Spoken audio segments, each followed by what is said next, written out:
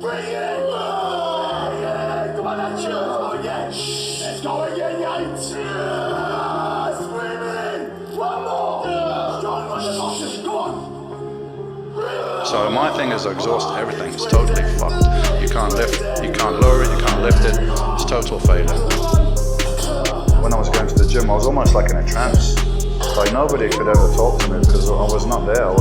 I purposely wouldn't make eye contact with anybody anyway because I didn't want to be just in my own world. So between the sets, I just mainly like look at the floor, and I will take pride in the fact that I was able to do that. It's like mastery over oneself. I enjoy the ability to master the pain. You know, when I walk out on stage, I don't want the judges to look and say, hey, that's nice. I want them to drop their fucking pencils on the floor and say, what the fuck is that? I used to train legs pretty much once a week, and for 4 or 5 days of every week, I had trouble sitting on the toilet. I mean, if I didn't, I wouldn't be happy, man. I had to feel that fucking pain. Pain in the ass, pain in the leg, just to sit down. Hey, satisfying because you know you've fucking done some damage, right? If it's like that. And the damage repairs itself to get slightly bigger and stronger. Bodybuilding is just an adaptation to stress. You know, you put a certain stress, your body's going to adapt to it. Fuck, I need to get bigger and stronger so I can handle this stress next time.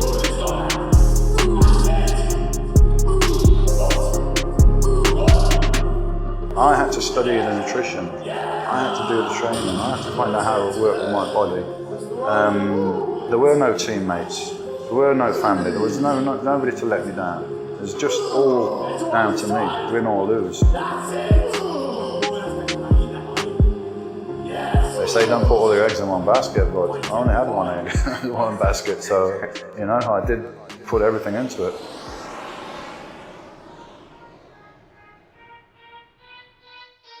I know the function of the muscle. I can visualize the fibers. I'm almost within the muscle when I'm doing it. Control the weights on all aspects of the, you know, lifting the weight, the positive, lowering the weight, the negatives, and exhaust all those phases of the muscle. I wouldn't go out. I wouldn't go to a movie if it meant I was going to get home after 11:30 because I need to get to bed at 12 and I need to eat at 11. Was very disciplined, almost to the extreme that wasn't necessary, but I didn't know how to do it any other way. I was scared to relax, man, because if I relaxed a little bit and enjoyed it, maybe I'd just lose it, you know? So I want to stay isolated, stay in your cage, go to the gym and train and come home and eat and sleep, and just that whole routine, which is like a training camp, which people might do for 2 or 3 months before a contest. I took that approach year round. We're going to go to absolute failure and even beyond with force reps, with assistance reps, maybe extra negative reps, which is something most people neglect when they lift weights. They think, you know, I've lifted it, all right, boom, let it go down, I've lifted it. But they're neglecting the lowering part of the weight, the negative. So I get people to really slow that down, so you're taxing that part as well. I enjoy the ability to master the pain and to be above it and to be able to go through it with my determination, because your impulses are telling you to stop. It's hurting.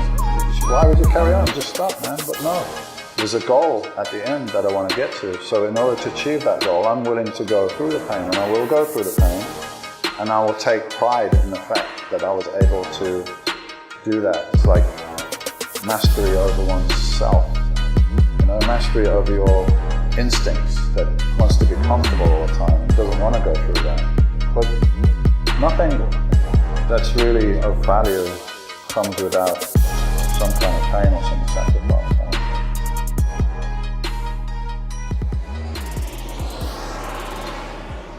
It's the only sport where you're eating less. You're eating less calories, you're giving your body less fuel, and you're doing more training and harder training, and you're trying to get contradictory goal of maximum muscle mass and minimum body fat. It's totally contradictory, and you're trying to balance that, and it's exhausting.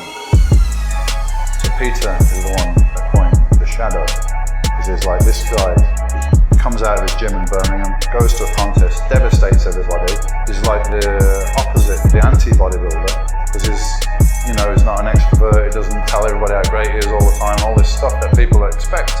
He just goes to the contest, win it, and disappear, and everyone's like, who's that guy, where's he come from?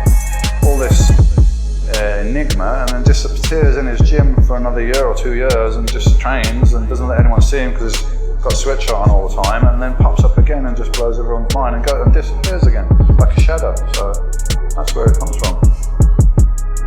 I was known as a mass monster, one of the first mass monsters, because of the muscle mass I carried.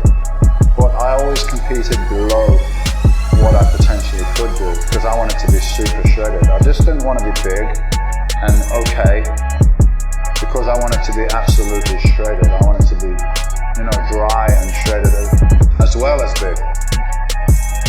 And I had to change my mental approach from, wow, it's Lee Haynes, Mr. Olympia, to like, no, hold on.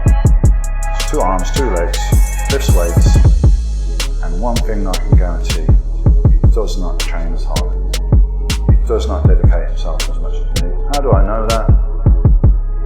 Because it's not possible.